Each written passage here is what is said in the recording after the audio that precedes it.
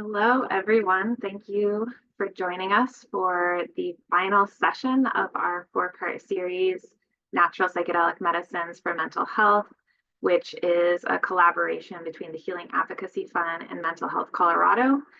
My name is Tasha Poinsett with the Healing Advocacy Fund in Colorado.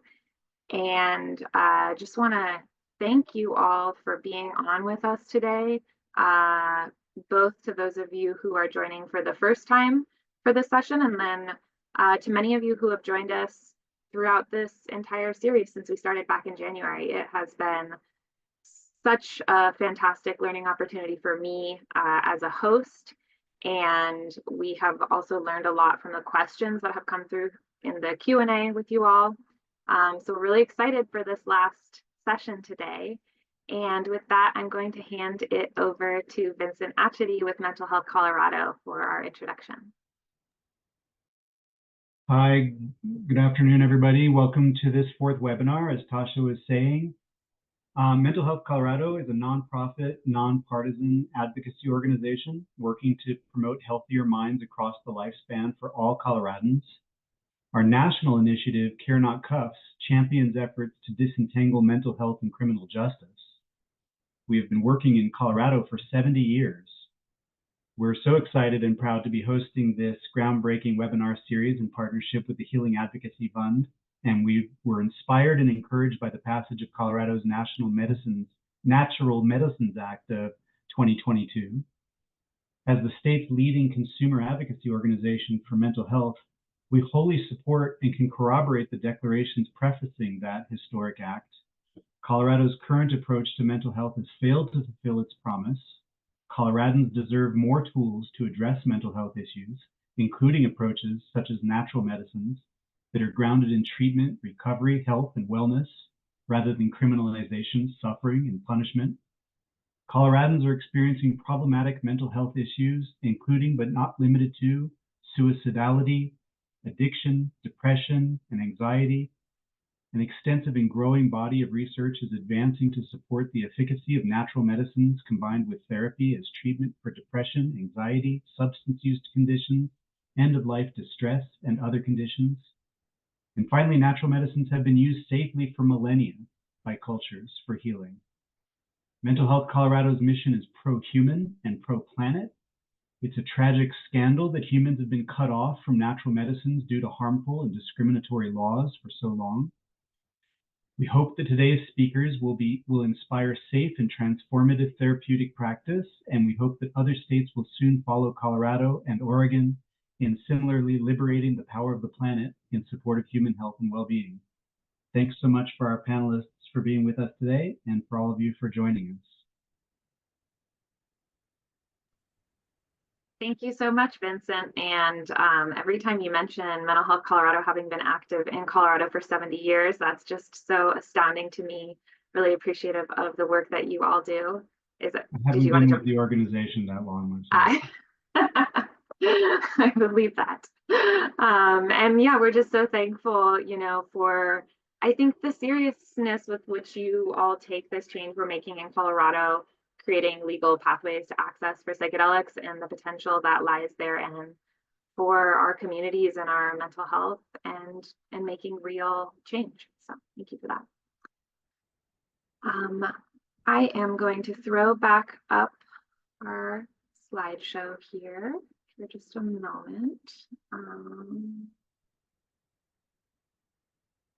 So unfortunately, for those of you in Colorado, as you know, there is a pretty significant snowstorm, and Kevin Matthews, who normally joins us for these, is without internet at his home currently. So he's not on, which means that I have to be managing the tech. Not ideal, but we will work through it together. So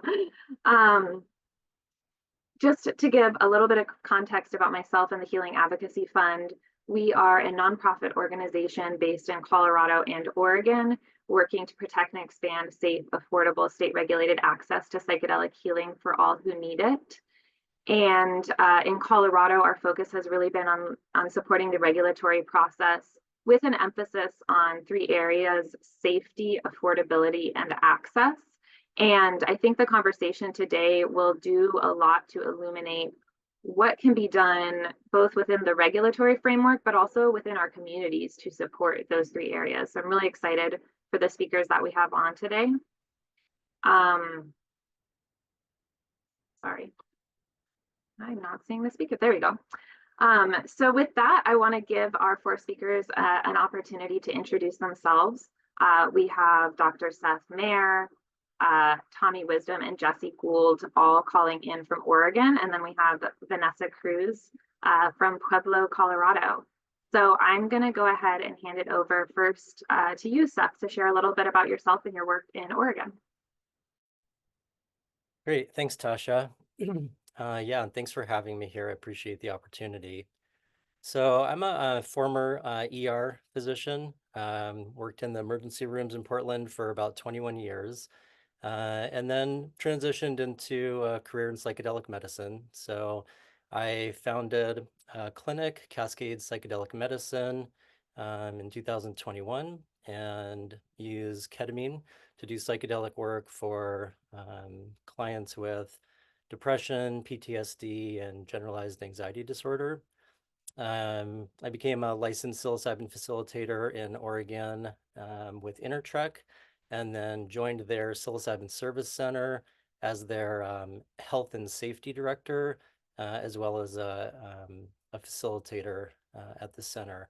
I also do clinical trial work using MDMA-assisted psychotherapy. So I wear a few different hats in the psychedelic medicine world. Thanks so much, Seth.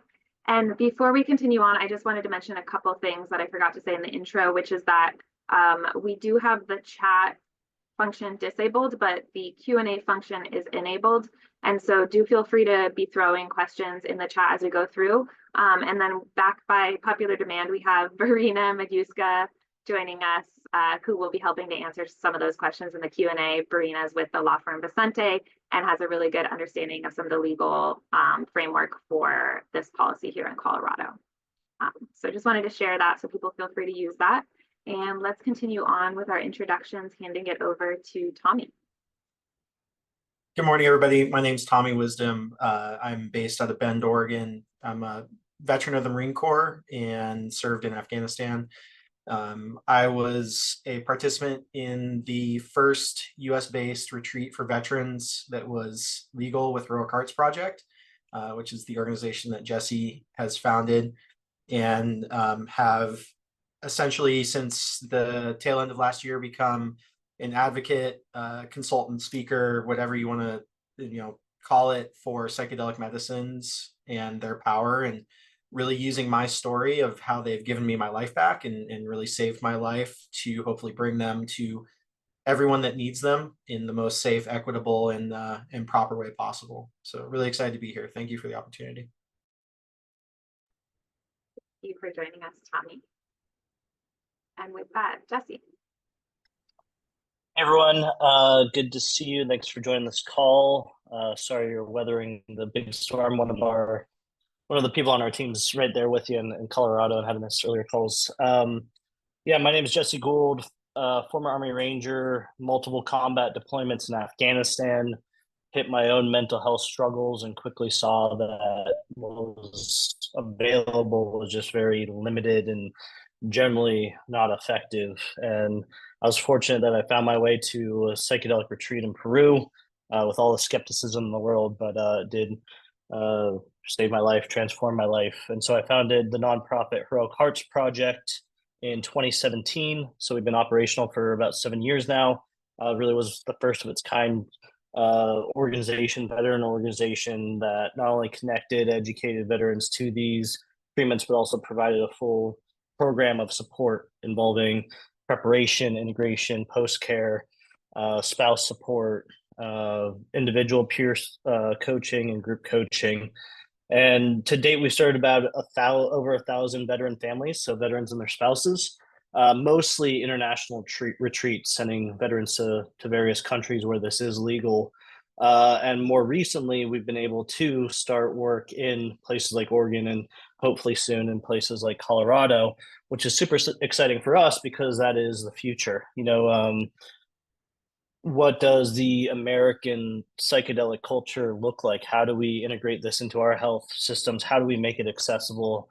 How do we make it scale to a degree that also maintains quality and community? And so that's what we're excited about. That's what we're experimenting with. And we've already seen some pretty amazing results around that community piece, and just really want to work within the different states and more empower those states to have these community systems reemerge. Thank you, Jesse, and so appreciative of the work that you all do at Heroic Hearts Project. I think you've really paved the way for a lot of the changes that are happening, and we appreciate your partnership as we move forward. So last, but definitely not least, we have Vanessa Cruz.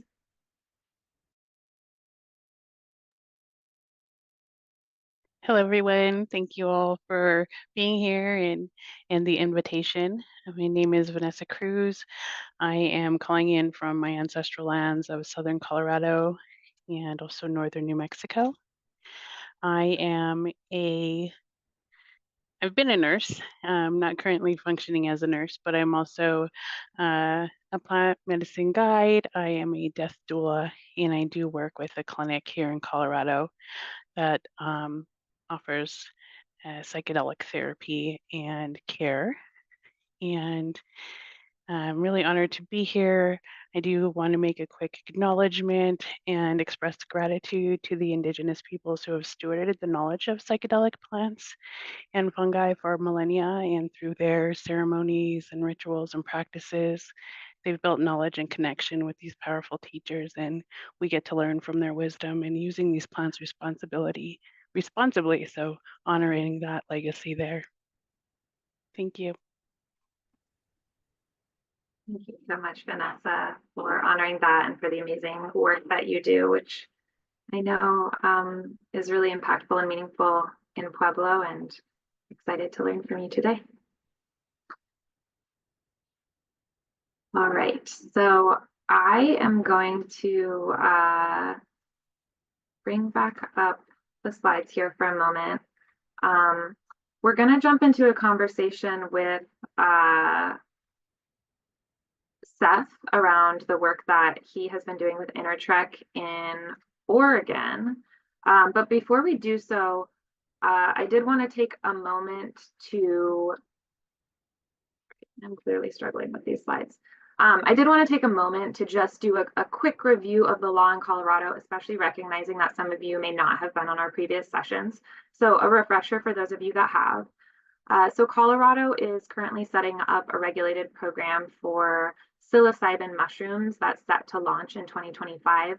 And a few key pieces to highlight about this regulated access model. It's therapeutic access for adults 21 and over, beginning with psilocybin mushrooms.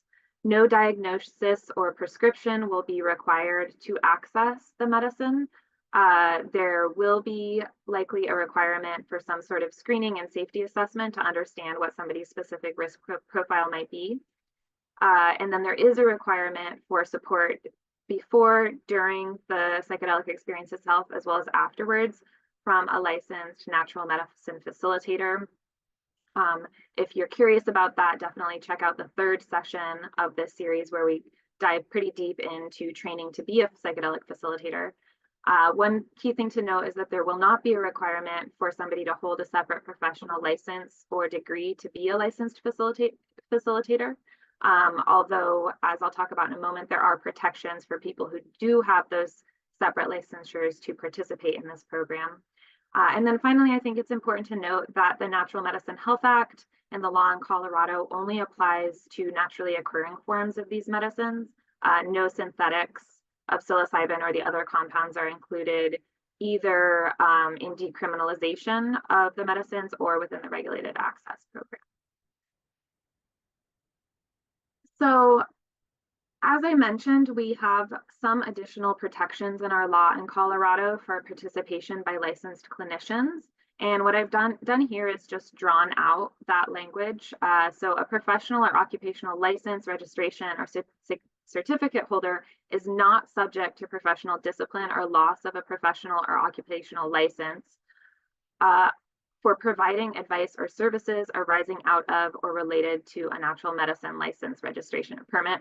That's fairly legalese, but what that's saying is that if somebody is participating within the purview of what's been made legal in Colorado, that they shouldn't be subject to discipline for that participation, as long as they are in alignment with Colorado law around natural medicines. And then this does not authorize somebody to engage in conduct that would violate standards of care or scope of practice. I think the intent with that is they want to make it clear that, for instance, if somebody is a licensed physician, they can't be coming into work under the influence of natural medicines, as that's, in violation of standards of care or scope of practice, among other things. So that's the language that we have there, which I think an important distinguishing feature from the law in Oregon, which doesn't include the same level of protection for licensed clinicians to participate. And there's a requirement in Oregon that there be a clearer delineation as to whether somebody is acting as a licensed psilocybin facilitator versus acting under the scope of their separate professional licensure. So with that, I want to move into a conversation with you, Seth, around the work that you're doing in Oregon. And would just love you to share a little bit more about your role as Health and Safety Director at Integrative. What's the structure there? And what are some of the benefits of the setup that you all have at Integrative? Sure, thanks, Tasha.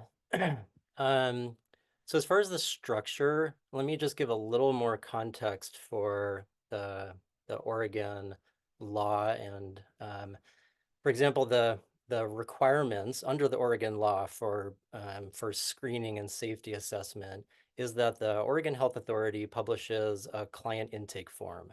It's a one-page form, so quite minimal. It is required for everybody to fill out, and has questions on it. Like, for example, one question is, for the applicant, would you like to share anything about your medical history, mental health history, or medications that you think would be helpful for an administration session, right? So if a client says yes and shares any of this, a facilitator is then instructed to encourage the client to consult a medical, clinical, or other healthcare provider regarding the risks of consuming psilocybin. So it's not required that the client seek a consult. There's really no accountability for the client, for the facilitator, or for the service center. So that's kind of what we're starting with. I know in Colorado, as you're writing the rules, you're already setting up a little more robust structure, but that's our starting point. So right, in addition, the Oregon Medical Board hasn't issued a public statement that prevents discipline against physicians for intersecting with this law. So we don't have that protection either. And we don't have professional liability insurance available at this time. So with all of that in mind, and to be consistent with Oregon's kind of non-medical stipulation with this law, the system and structure that we created.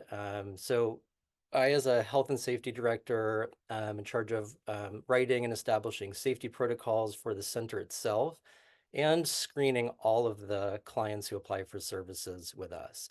And so we created our own intake form. It's fairly comprehensive. It'll ask specific questions about medical conditions, mental health conditions, specific medications.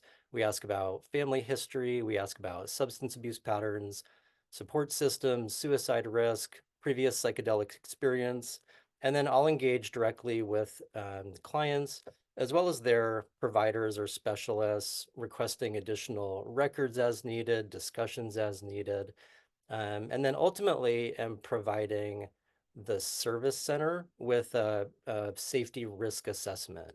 So the structure is more like an insurance company doing workers' compensation work, hiring a physician to do an independent medical exam, assessing a client, and then actually kind of reporting to the company. And so that's that's the structure of how we do it at Intertrek. And ultimately, it's the service center's decision to either offer or decline services to a client. So benefits, outcomes, and there's several things that happen as a result of this process. Sometimes it's just a matter of forming a safety plan. Like for example, we might have like a brittle insulin-dependent diabetic, and in our discussions, we'll have the client bring a support person to the service center during a psilocybin session. So a family or a friend, somebody who can actually check their blood sugars, manage their like their insulin pump, and just provide another layer of like medical safety and protection. Because again, we're as physicians or medical provider facilitators not allowed to use our license. We're not allowed to administer medication during a session. So that would be a safety plan. Or somebody, let's say with like Addison's disease, we might talk to them and their provider about having a plan for stress dose steroids. Or sometimes it's just matching a client with a facilitator that has some specific expertise in something like a PTSD or an eating disorder, and a safety enhancement by getting people paired appropriately. Sometimes that leads to just client education. So it's quite common when I do these safety intakes to see clients who might be on 2 or 3 psychiatric medications, and in their intake form say, oh, but don't worry, I'm going to stop all of them before the session. And that may not be necessary at all. That may pose more risks by, running into withdrawal symptoms or destabilizing the condition that they're being used to treat. And so it may just be education about what's necessary, what's not necessary to safely have a psilocybin experience. Sometimes it leads to like facilitator awareness. So for example, we may have a client who's anticoagulated or on blood thinners and say has like a fall risk, a mobility issue. They use a cane or a walker. Well, that could pose a serious safety risk during a psilocybin session when somebody's even more altered. So we may educate the facilitator that this person has this underlying condition, has this specific risk, and is going to need extra care and attention with mobility and transferring, getting to and from the bathroom, and so forth. And then we deny services to some clients, and that may be from suicide risk, family history, personal history of certain mental health disorders, heart issues, certain medications. I think right now our kind of like denial rate is about 5% of applicants who we don't feel safe enough offering services to.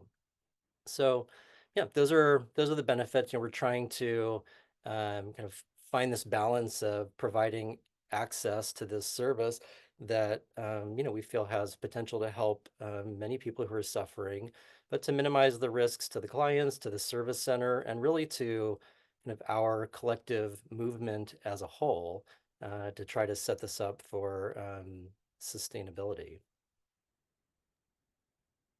Thank you, Seth. I think it's really interesting to hear about this approach that you have in Oregon. And I think one of the things that stood out for me is I've had a lot of conversations with people in Oregon and then also people practicing with psilocybin in the personal use context in Colorado, providing harm reduction and support, is that really when you create a state licensed model, my understanding is that you start to see a different potentially population of people seeking access.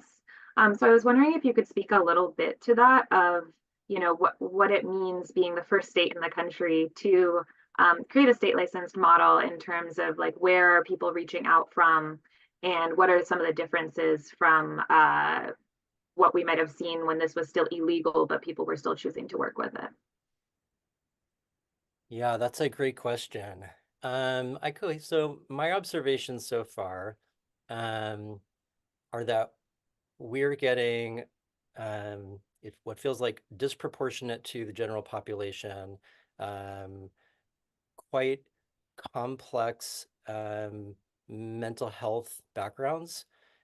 So people who have been on multiple medications, multiple different modalities of treatment, and truthfully, a fairly desperate population, a disproportionate amount of that. And we're seeing lots of medical conditions. This is sort of out there, it's advertised to the general public. It feels like the same kinds of complex medical conditions that I'm used to seeing in the emergency department. And from talking to people who have been doing underground facilitation or facilitation outside of the US, this does feel like a more complex mental health and medical population. We're also, yes, starting to see people from all over the country and other countries applying and coming into Oregon for this treatment. So it's a higher percentage of people coming in from out of Oregon as well. For that, we do have a couple questions in the chat directed towards you. There's one here that maybe I'll take. Are there any centralized harm reduction resources that outline risk assessments out there that facilitators can lean on? Most service centers, unfortunately, don't have a Seth Mayer on hand. I'm guessing that's an anonymous one. I'm guessing it's someone in Oregon because they said service center. In Colorado, we call them healing centers. I wanted to jump in on this because, in Colorado, we are having these conversations right now of what can our process look like to provide the most guidance and structure to healing centers as possible without being overly restrictive in the sense of everything has to happen in one way all the time. Recognizing that there's a lot of complexity that goes into this. People are seeking access for different reasons and want to have some amount of discretion as to who they're going to work with, whether it's more on the kind of spiritual or potentially indigenous approach to this versus a more medicalized approach. But we are hoping to see the state come out with some pretty clear guidance around at least the basics of what should be considered in this risk assessment. And then I also want to give a shout out to the Psychedelic Public Policy Partnership Group, which is a group of clinicians associated with the UC Health System in Colorado that have actually put together a really great model screening form and associated form looking at possible medication interactions that they've made publicly available to our Natural Medicine Advisory Board. So there are resources being developed, but I want to hand it to you, Seth, if you have anything to add there specifically on that question. Yeah, thanks. It's a great question, and it's not obvious. So there's a need for more education resources for sure.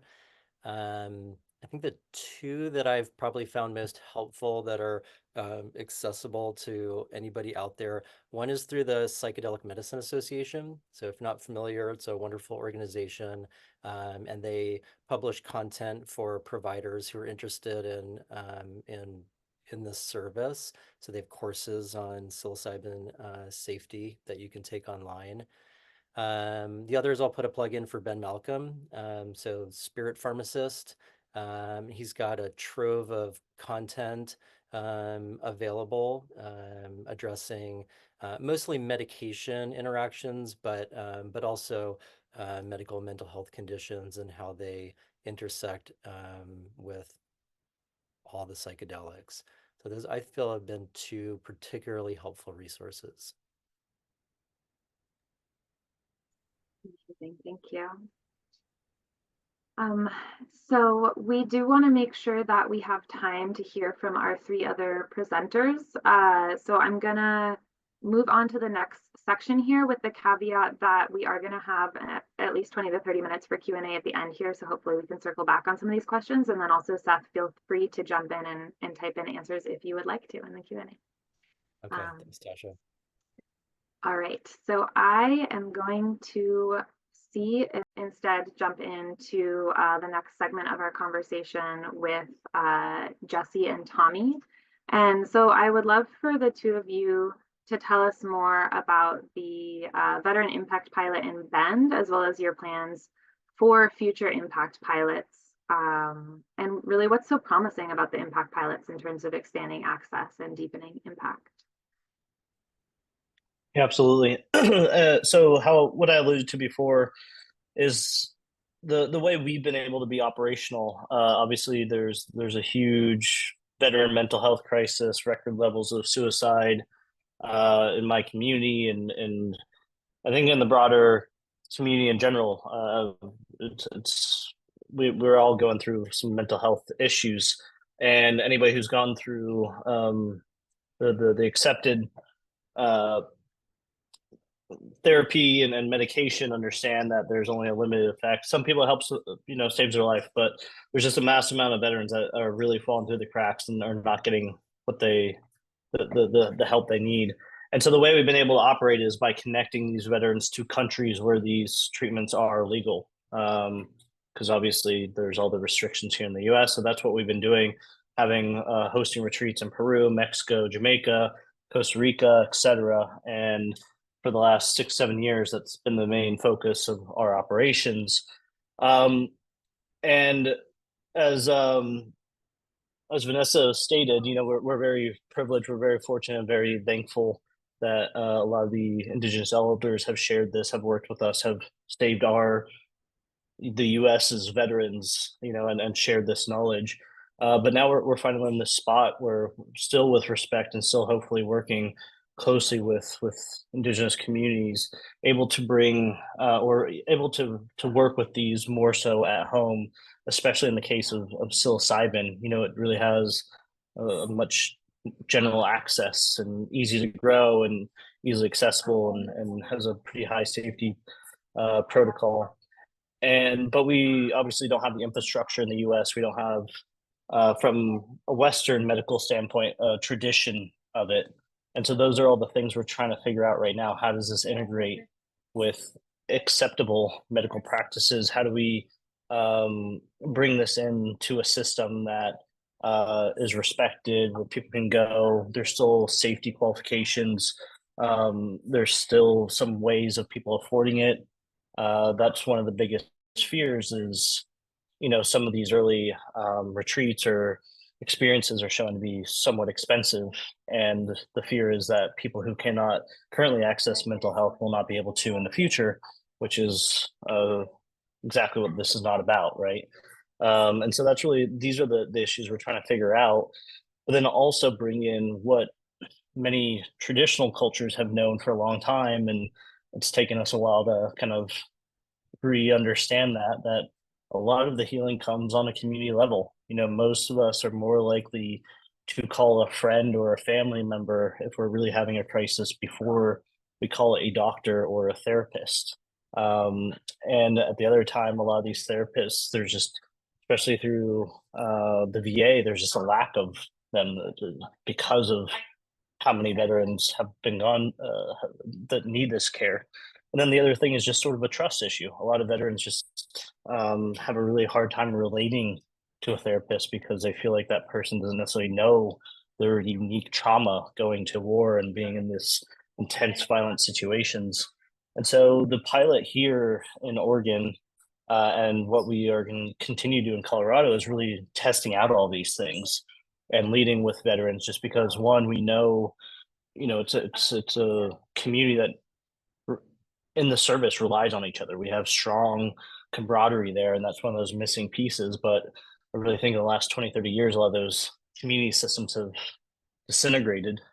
And so it's, one, figuring out how this works with the medical system. How do we get it to where it can eventually be affordable to the veterans? But how do we re-inspire and re-establish these community systems so long after the point of ceremony, point of experience with the psychedelic, these people can still check in with each other. They can still be supported, hold accountable. And when you really start building those strong community structures, it has tremendous ripple effects to where that group can help the person get a job, that group can help financially, that person can help whatever other things beyond just mental health or the what we view as mental health. And it also brings in family, which is why we do the spouse support too, because all these layers of our community are frontline support for mental health. And I really think the lack of emphasis on that is leading to the current broader mental health landscape, because there's ways of training these different layers, of having the spouse or the partner be ready for their partner going through a ceremony. How do they help with the integration when they come home? How do they have access and have those conversations themselves? How does your friend feel a little bit more comfortable if you're going through a crisis, to where they can ask empowering things, but also no red flags? So there's a degree of training and there's a degree of infrastructure that can be far more powerful than what we're really tapping into right now. And so we started locally with Bend, with Tommy being in one of the first retreats, and he can go more into the details of what we're seeing afterwards. But that's really the goal of really just starting to get momentum, starting to prove out that the organ system works. And that way it makes it much easier for this to spread to the rest of the US, and makes this normalized to where when you say you're going to psilocybin, you don't get that knee-jerk reaction like you're crazy. But then also make it accessible and have this infrastructure that we're all currently building, so that people can get to it and have this community that they can tap into, have the quality assurance, have the aftercare, the support, all of this kind of stuff, which is the beauty of psychedelic treatments that we haven't seen in just a medication model in the past. Tommy, I'd love to hear more about what you've been seeing there on the ground in Bend. Yeah, thank you, Jesse. I think Jesse said it, pretty perfectly. I don't know if I can really add much to that other than my own experience. I think it should be and is pretty offensive that we have to send our veterans to other countries to get the right mental health treatments. And, I applaud Jesse long before I was part of this retreat, for what he has done to try and change that, and everyone here of trying to change that for non-veterans as well. The community aspect for me has been enormous. My experience with Heroic Hearts was not my first experience with psychedelics, but it was my first experience locally. All my work has been in group, and all my work has been in ceremony, and I believe it carries a lot of power with it. The work I had done previous to the retreat with Heroic Hearts, although extremely impactful and unlocking and opening a lot of doors for me to work on my own mental health struggles, those people are not here. And having that local community has been almost as important as I think the actual experience itself. For those who have worked with psychedelic medicines, at least my personal experience is that the experience itself is a very small part of the work. What happens before and what happens after, and the work that you put in before and after, is just as important as what happens during. And having those people to connect to and reach out to and speak with.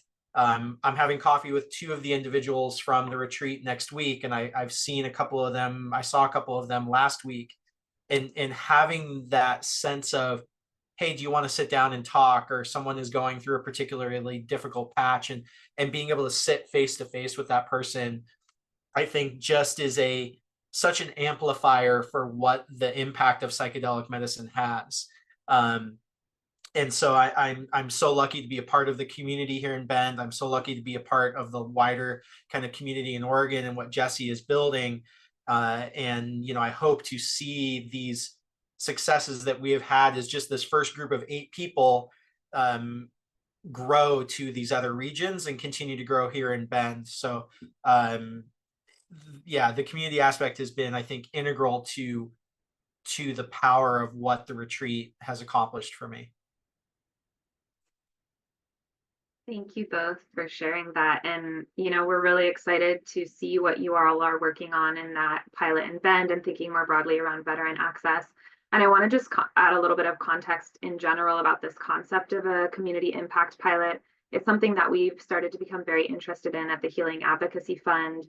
We get a lot of questions, of course, about, these these modalities with psychedelics can be very powerfully impactful. They can be a positive part of somebody's healing experience, but only if they can access them, only if they can afford them.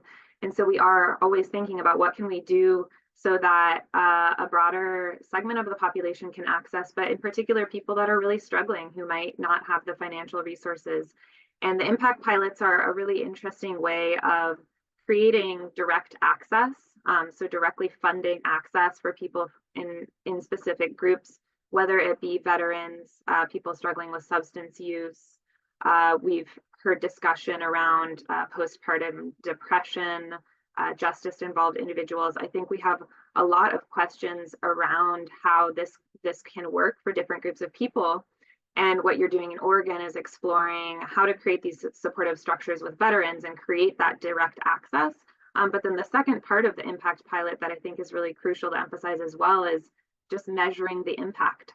So working with researchers to be able to understand and show that this can be effective, demonstrate the efficacy, and having that piece is how we are thinking about being able to continue to shift this conversation and actually present that to people to motivate investment in this.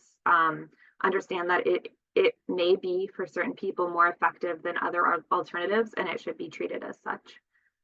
Tommy, did you want to jump in? Yeah, one thing I would like to say about that is the community aspect around the fundraising is also, I think, extremely important.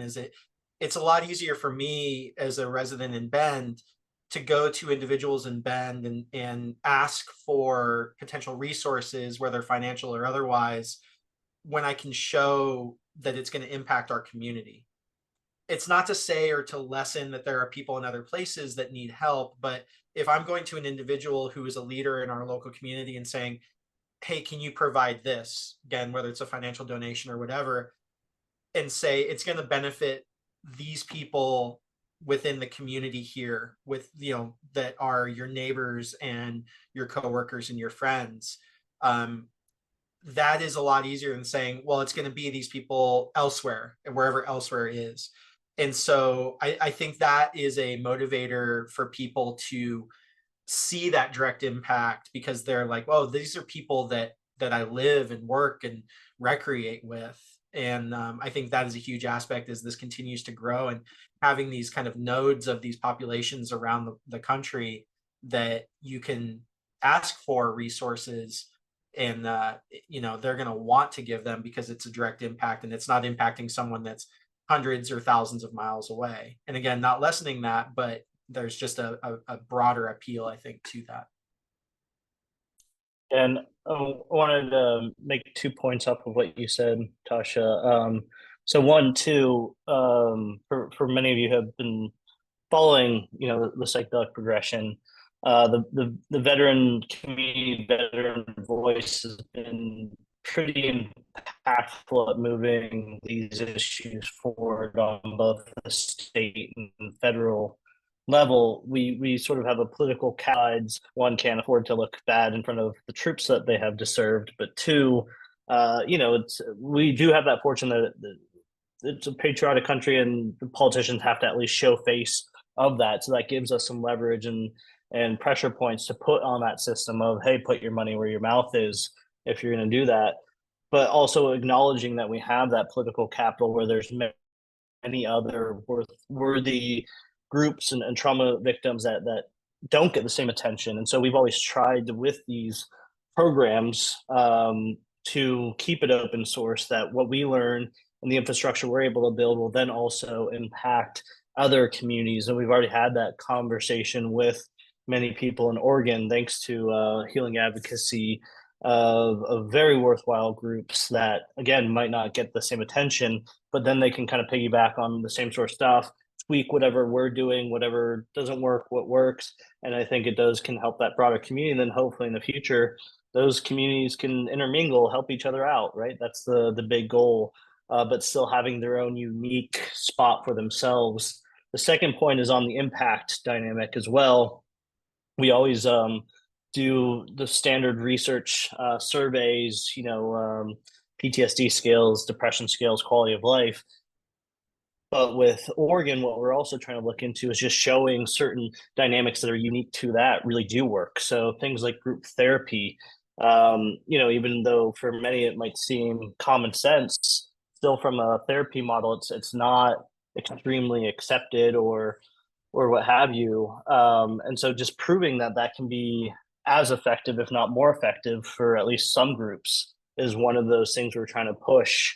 Having peer support systems to where veterans or people within the community who are not necessarily to the level of professional, but can get certain degrees of training that they can help, they can enhance the system.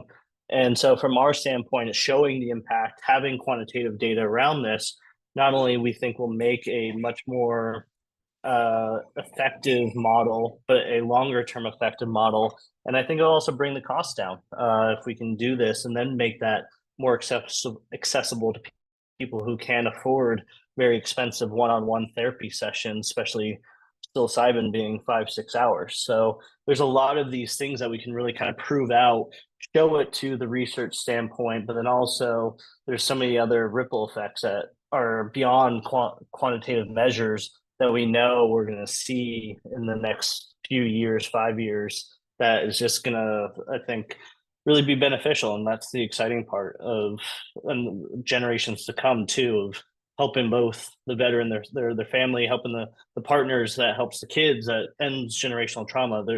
There's just a lot of beyond the immediate effects things that I think we're going to start seeing. Yeah, and I think one of my hopes for including this conversation today, we're thinking about how can this be integrated with existing programs and health systems. And we would just love for those of you calling in from Colorado or Oregon, if this sparks ideas for the work that you're already doing, that this doesn't have to be something completely separate. And I think we see that psychedelic therapies can actually be most effective when they're understood as one piece of a bigger process, and sometimes can be helpful for people who are stuck, right? Like you're doing all these other things and it's helping, but there's just like something else that needs to happen to be able to break through to really keep making progress. That can be a situation where these therapies can be really powerful. And so I think thinking from that perspective about what are the different organizations out there that can be involved in this, even if they're not necessarily providing the facilitation itself, because so much of it is not about the psychedelic experience. It's about everything that surrounds it, about the peer support, about the integration, about the community. So really would love for you to walk away from this with that idea in mind of what might be possible for impact pilots along these lines in Colorado, and what could that look like as we start to open up access next year. So thank you again so much, Tommy and Jesse. And again, we'll have more opportunity to answer questions at the end. I want to make sure we have time to hear from Vanessa as well. So turning to you, Vanessa, you weave so many different forms of wisdom and knowledge as a nurse in the past, a risk reduction educator today, a death doula, and an Indigenous woman with generational roots in Southern Colorado and New Mexico. Can you speak to how these different identities, skill sets intersect in the realm of plant medicines, and what you envision might be possible in your community in Pueblo as Colorado embarks on legalizing this therapeutic framework for psychedelics? Yeah, thank you. When I look at my skill set and then my community here in Colorado, the number one thing is, and something that we've already been talking about, is accessibility. Currently functioning with a clinic that's in personal use model, it's not something that is covered by insurance. These things may not ever be covered insurance, things that have been talked about already as far as insurance for practitioners, things like that. All of this leads to the question of how do we make this accessible? And so, in the intersections of where I look and having functioned in the medical field, function as a guide, and in my death work, how do we navigate the different spaces where therapy like this would be beneficial, and how do we get it to the community members that need it? And so that's really where I function in looking at, what are different possibilities and exploring and asking questions with what could be possible, not only with the community, but with practitioners, and kind of bridging the gap of, accessibility, inclusion. And a lot of this comes down to group work. Groups are much more accessible, and that's something that's already been mentioned as well. So, that's currently where I'm at, because it's still, in the works, and we're just learning and pivoting as we go. Yeah, and I know we're all here in Colorado excited and interested to see exactly what the different rules are going to be and how this is going to take shape. I also wanted to give you a little bit of space to share more about your role with the Fireside Project. I think not everyone on this call might be familiar with the Fireside Project, so if you could explain a little bit about what Fireside Project is, why it's important, and what is your role? Yeah. So Fireside Project is a psychedelic peer support line, and it is a national line that's available to any individual that is actively within a psychedelic experience or looking to integrate a previous psychedelic experience. I am currently a supervisor for the support line, and I help, it is a volunteer run or led supported line. And so there's different shifts that we have. We're open from 11 a.m. to 11 p.m. Pacific Standard Time. And we have volunteers that will support these individuals that call in. And so I know that that was mentioned before, of like, how do we provide support for individuals that may be doing this independently or may not have access to medical professionals, Indigenous wisdom keepers, or just general support. And so this line works to do that, and support people in educating them on how to navigate these experiences, offering comfort measures or suggestions on ways that they can navigate some challenging experiences, and also just being with people as they move through their journey. Thank you. And we will share out the information for the Fireside hotline in the email that goes out after this call. I think it's really important to know that Fireside exists, especially for those of you who are thinking of becoming licensed facilitators or somehow working in this realm. We really see it as an additional support, right? Because there's a role for our medical providers, there's a role for our licensed facilitators, and then sometimes somebody's just struggling and they just need someone to talk to. And the folks on the Fireside line have training to show up compassionately, to be there for that person in their moment of need.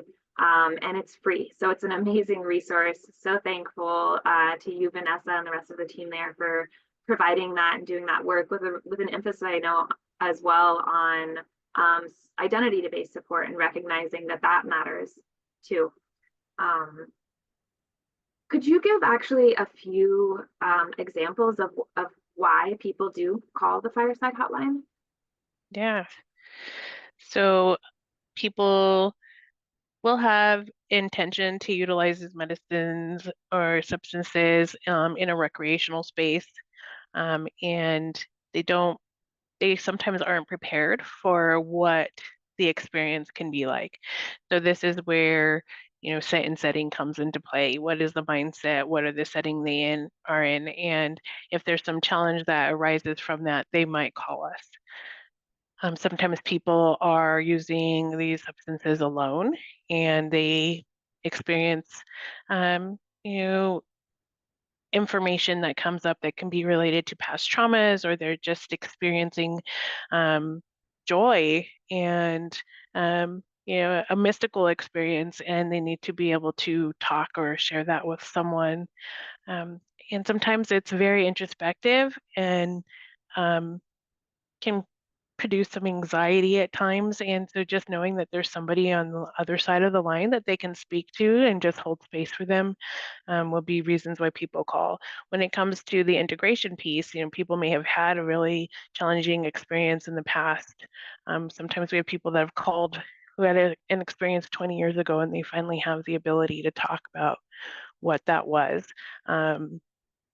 With these experiences, when there are things that come up that may not be easy to explain, and you try to explain that to a family member or a friend, someone in your community, and they just don't understand what some of these experiences could be like, it's really hard and isolating to have to work through that experience alone. So being able to call the line and talk to somebody and have some of these experiences or challenges normalized and validated, in that this is completely normal. And that's when we get calls too, is like, I'm experiencing this thing on the substance, and can we normalize that, like, this is typical of this medicine, you'll make it through, or reassurance that you're on the substance, you'll come back.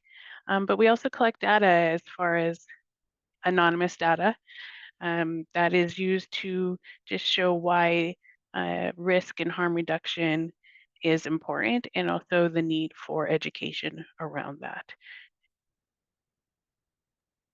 Thank you. I just, hearing you describe all of that, I'm like, man, that's all stuff that we probably could use more broadly in life. I think those are really themes that come up in our experience as humans. So, and that can just, sometimes be deeper and more intense in the psychedelic experience.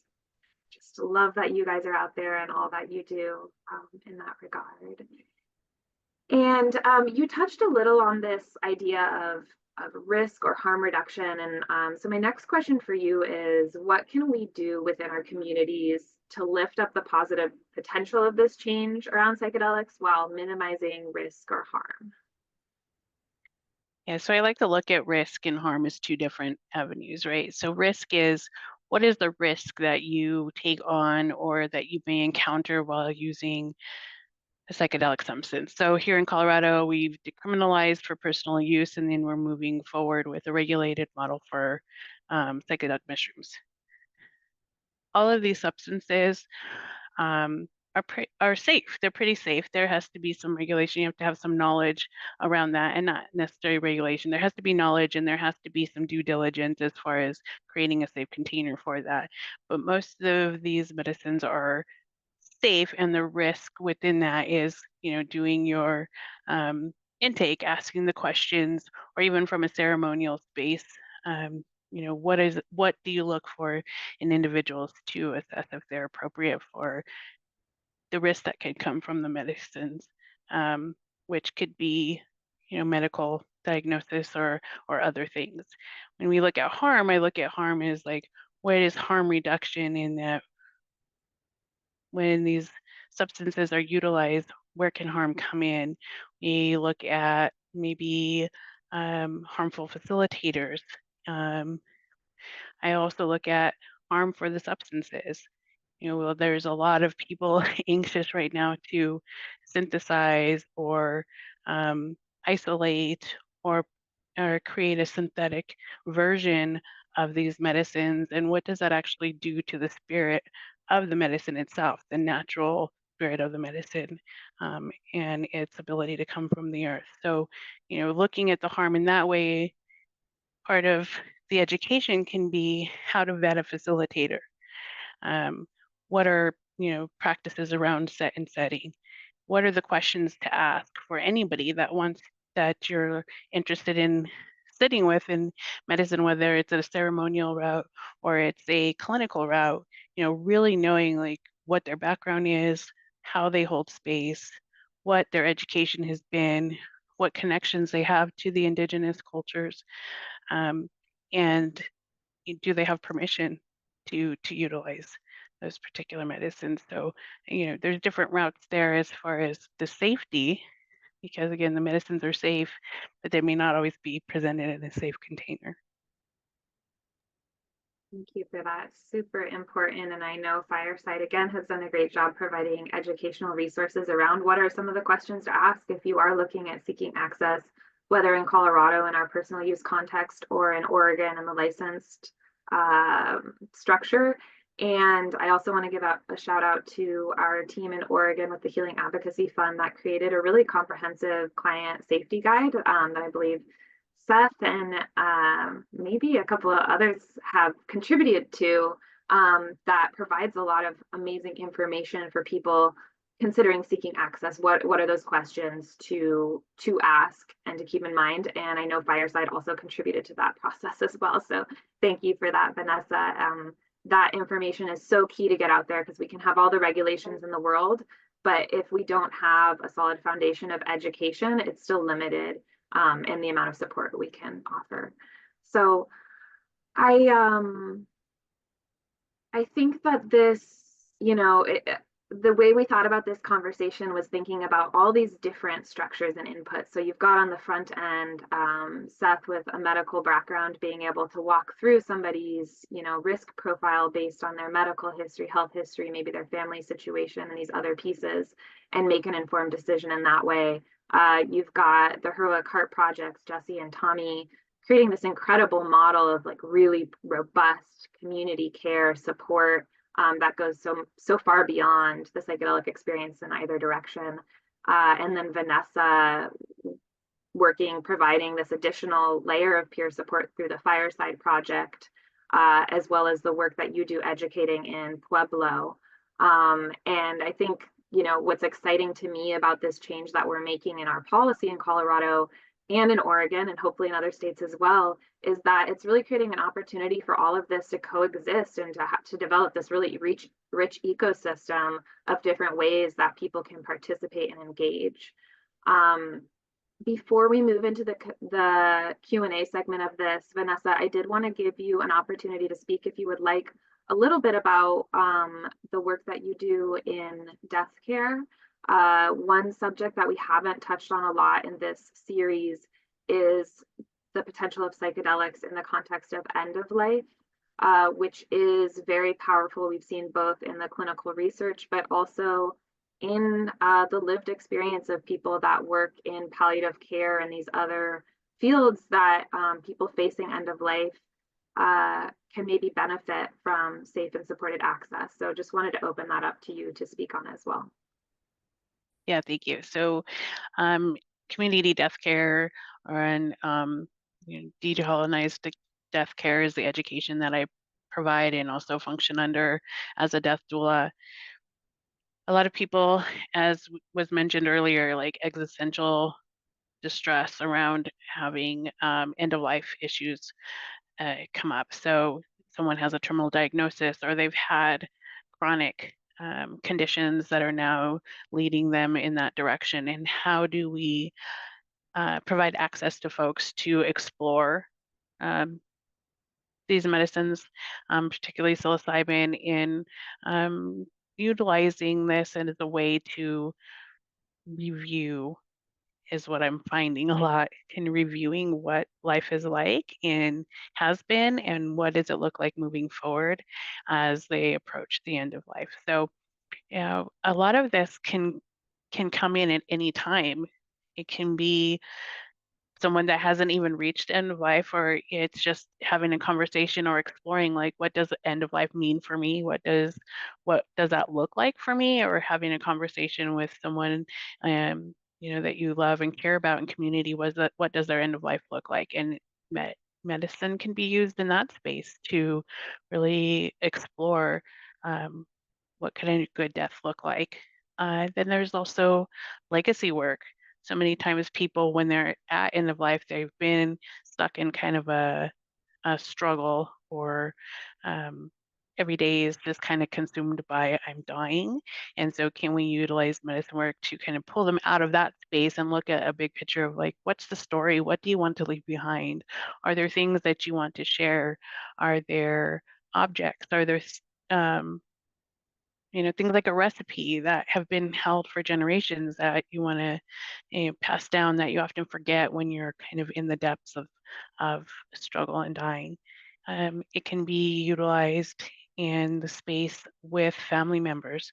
Sometimes people choose not to continue with treatment, or they make a decision that they want to allow things to happen naturally. And sometimes not everybody is on board with that.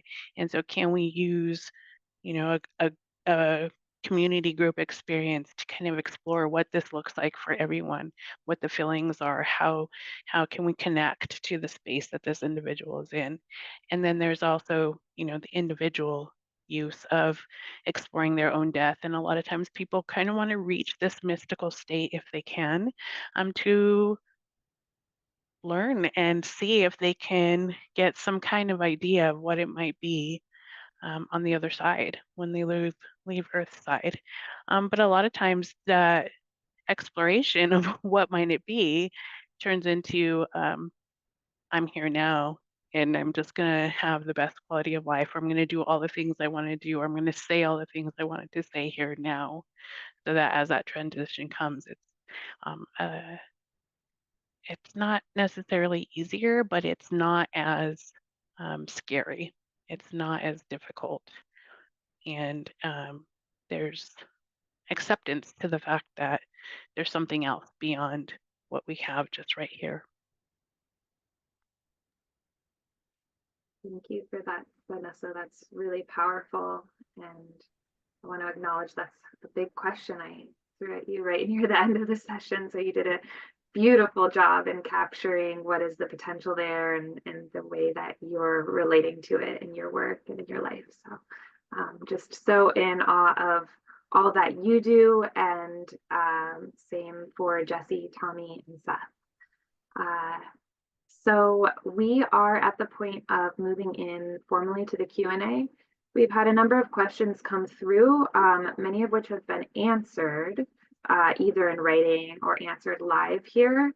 I do want to, invite folks to keep sending in questions, as well as invite our panelists, if there's anything here jumping out at you that you'd like to speak to a little bit more, to do so.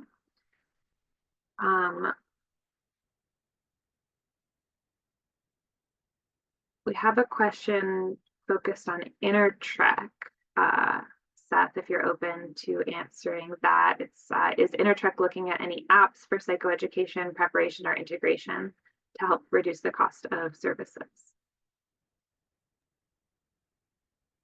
Yeah, good question. Reducing cost of services is important. Well, apps, we do promote Fireside Project for giving that resource to all of our clients. This is kind of facilitator dependent. So depending on the facilitator, the client, the group, kind of what a client or a group may be working with, kind of thematically, different resources may be shared. So right now we don't have like the same preparation resources for everybody. We share at least for me, when I facilitate, I share the MAPS integration guidebook that was just published that I find quite useful. But that balance between cost cutting and safety and kind of quality of service right now, especially in this kind of first iteration of doing this, that human client facilitator rapport and trust to build during the process feels very important to us. So right now, we're not actively looking into substituting an online resource or an app for that time spent with the facilitator. So, for example, for the group sessions that I'm facilitating right now, each client has 3 preparation sessions before their actual psilocybin session. So a one-on-one with their facilitator, and 2 group preparation sessions, and then we do 2 group integration sessions afterwards. And I really value the the direct contact and interaction we're having with the clients and the other members in the group, and finding that really important. So it's a good question, and looking for that and other ways to reduce costs is definitely on our mind. But yeah, that's where we are at this moment.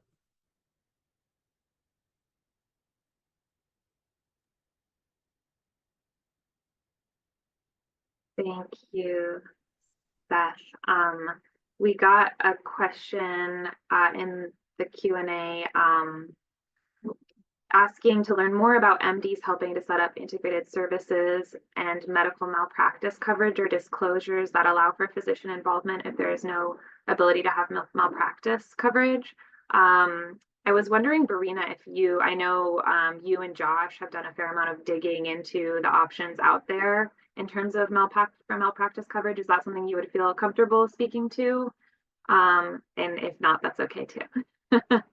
I'm happy to speak to it, but I'm going to say I don't really know. We are definitely looking into it, and I know there's more than one group of individuals trying to set this up so that we can provide it. It's come up a lot on the personal use side too, and as far as I know, no one's actually providing it on the personal use side, but I think it's going to happen on the regulated side. I don't know that I have any names I can disclose, but they're working on it, is what I've got there.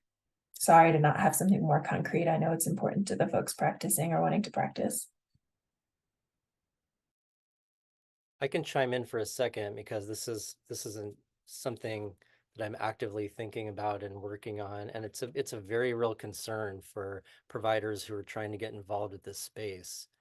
I know I've talked to countless insurance companies over the past year and a half, trying to promote and educate and help bring in medical malpractice into the space. I remain hopeful, but I've heard we're 2 weeks away from offering you that quote. I've been hearing that for the last year. So it's something that we could use more support with, more providers talking to their insurance companies, more people involved to create these collaborations. It's really important. Right now, operating without the malpractice insurance, essentially waivers are what we're doing. So I know for me at Intertrek, I worked with my lawyers to create kind of a new customized waiver acknowledgement for what this service is and isn't. And Intertrek has their own waiver for these services as well. So that's kind of how we're trying to protect ourselves and offering the service right now until something better comes along. So I do think stay tuned on that, but it's an important question. And, we've been saying it again and again. We think that the whole process will benefit from the ability of people with skill sets like what Seth brings, being able to participate and to do so at minimal risk to themselves. So really appreciate, Seth, all that you bring and your willingness to be a part of this. There's actually a second part to that question. I'd also like to learn how impact can and will get measured in a helpful way across participating guides and care providers. So the answer to that question is a little different in Oregon versus Colorado. In Oregon, Senate Bill 303 passed in the state legislature last year that will require collection and reporting of certain basic parameters to understand who is accessing services, how many adverse events there are. There is an opt-out option for at the client level there, but service centers will be having to provide that information to the state starting next year. In Colorado, we're earlier on in our process, so that we have not seen any draft rules around measuring impact or safety within the program. However, we do think that there's an understanding of how important this is, both to the sustainability of the program, but also being able to understand and really demonstrate efficacy. So we do have a keen eye on it, and we are planning to follow up as we start to see draft rules from the state regulator to make sure that that can be integrated into Colorado's program from launch, and we won't have to go back and add things in, hopefully.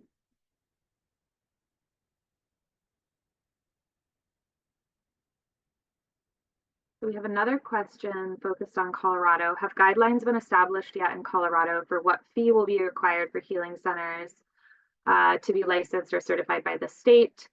And then have fees been established for those who are qualified through licensure or lineage, or alternate means of practicing psychedelic assisted therapies. So far we have not seen any fees. We do not know yet what the cost will be in Colorado. A lot of that is dependent on how much the state spends to set up the program, and then also how many people apply for licenses. So we are encouraging a flexible framework with the hope that some people might apply wanting to be more on the full-time facilitator end of the spectrum, and then maybe there's some people who have a practice that they want to be able to participate and include psilocybin where it makes sense, but it's not going to be kind of their primary focus. We want to allow for all of that. We want to allow for different pathways for people that do have substantial training and experience to be able to get licensed without jumping through a bunch of hoops. Of course, demonstrating that they're practicing ethically and that they really do have that knowledge foundation when it comes to safe practice as well. But with all of that, we hope that with greater participation comes reduced license fees. The fees in Oregon, we know it's $10,000 per year for a licensed service center, and it's $2,000 for a licensed facilitator. But I would say stay tuned. We'll know more in the next few months in Colorado.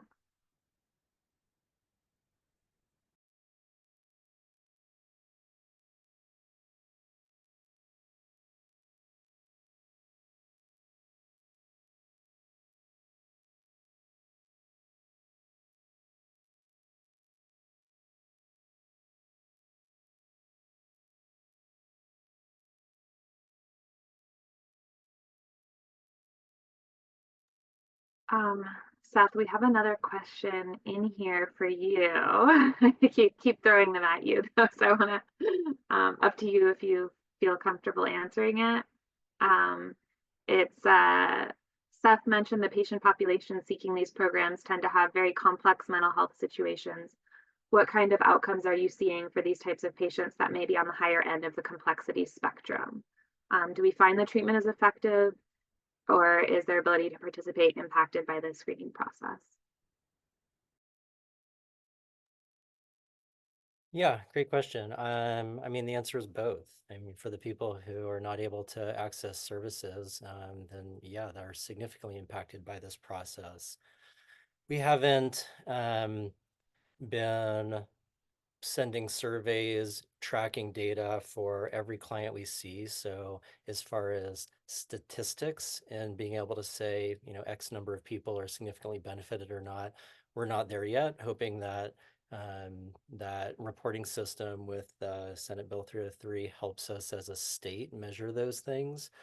But, you know, personally, from what I've witnessed facilitating, you know, I think Vanessa actually put it quite well, talking about using psychedelics in the death process and reorienting, reframing, gaining different perspectives, finding acceptance for things that were previously a struggle, finding letting go of things that have been weighing heavily on each person.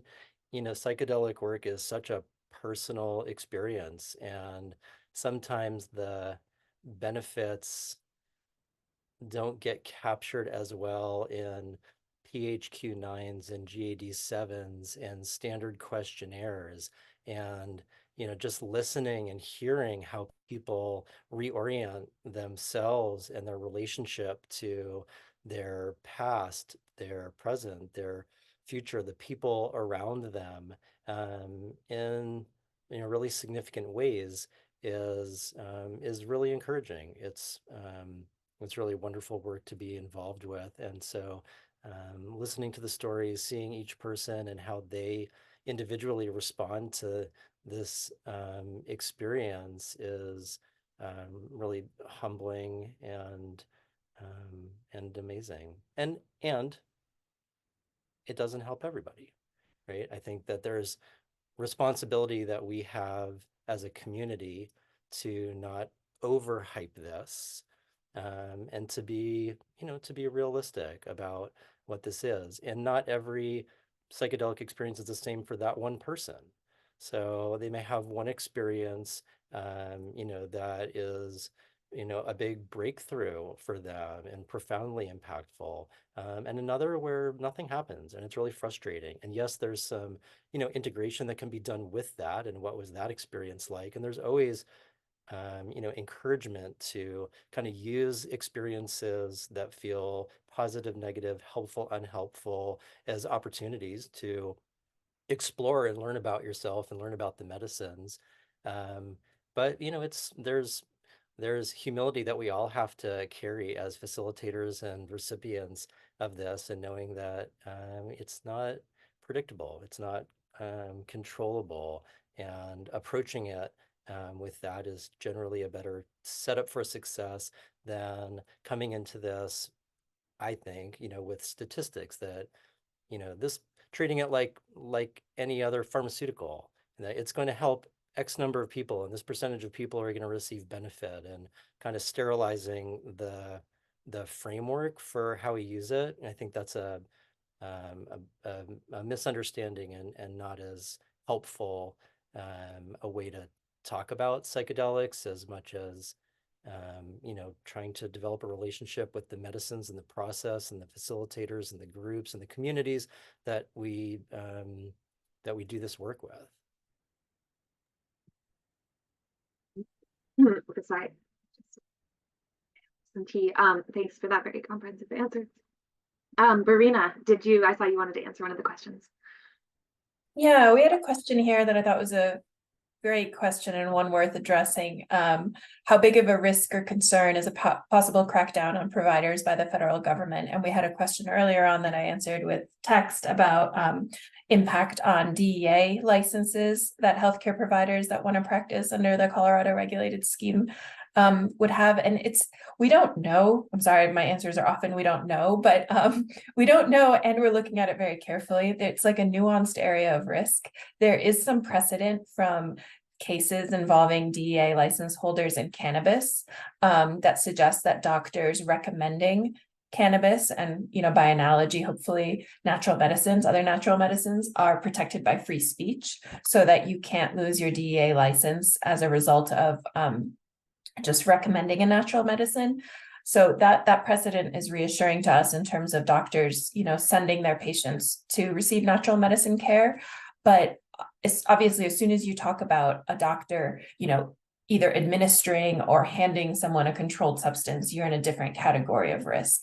I know I would like to believe that the federal government would like to continue to respect state law here, as long as we as a community are sensible and behave ourselves and they're not dealing with outrageous fact cases. That's what I would like to believe, but again, we don't know. So just to say sort of clearly, there's two buckets of risk to any license holder that wants to practice at the state level. One is if they hold some sort of DEA prescribing license, right?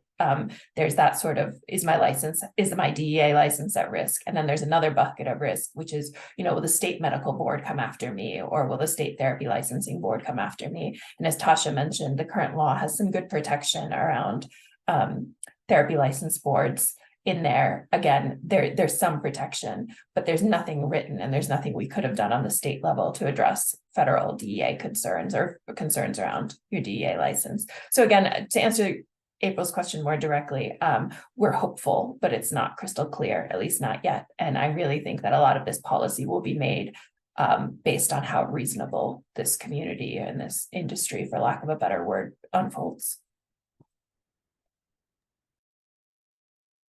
Thank you, Verena. I did want to give an opportunity to Vanessa, Jesse, or Tommy, or Vincent, if there's any kind of last thought you wanted to add here. No pressure to do so, but just wanted to give the space.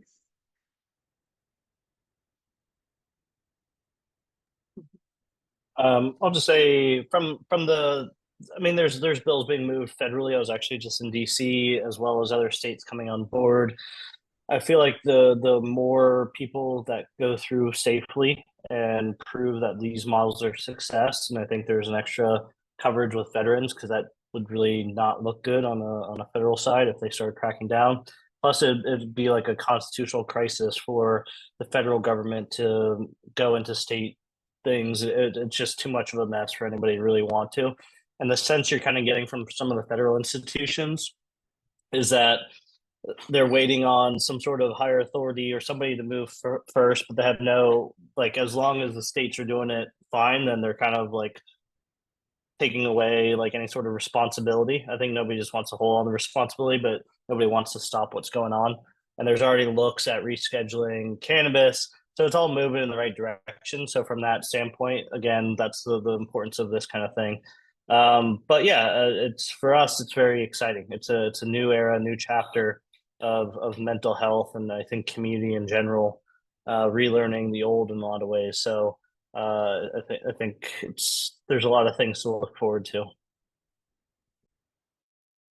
Thank you, Jesse. And we are approaching the end of our scheduled time here. So given that this is our last session, I just wanted to take a few moments to recognize our panelists here today, as well as all of the panelists that have joined us over the course of the past 2 months. For those who are just joining for the first time, the first session that we hosted back in January focused on the research. We had Matt Johnson from Johns Hopkins joining us to give an overview of that, as well as 2 licensed practitioners in Colorado. The second session was called Stories of Healing and included firsthand accounts of healing in relationship with psychedelic medicines from a variety of different viewpoints and perspectives, as well as diving a little bit deeper on substance use. And we also had a veteran join that panel as well, so veteran access.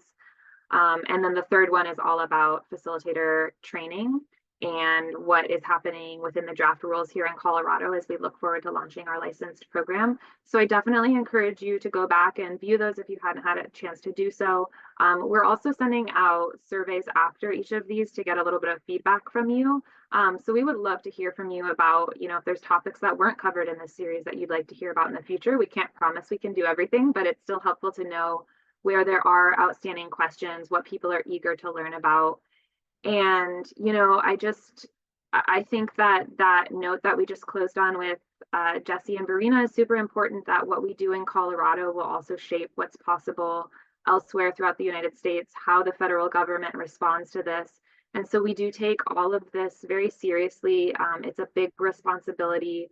There's a lot of potential. I just so appreciate all of you who have joined us, being really willing to step into the challenge of balancing all these different pieces, hearing from Seth that like there's potential and it's not for everyone, and that's real. From Vanessa, that there's the possibility for risk that's distinct from harm, and like being willing to understand the subtleties there is crucial. So thank you to this group for joining us, for all the amazing work that you do. Please keep in touch. And then thank you to our wonderful audience. And finally, of course, thank you to Vincent and the team at Mental Health Colorado. None of this would have been possible without you and your amazing outreach to the communities that you work with across Colorado. So really appreciate you all and hope you have a wonderful rest of your day. Thanks, Tasha.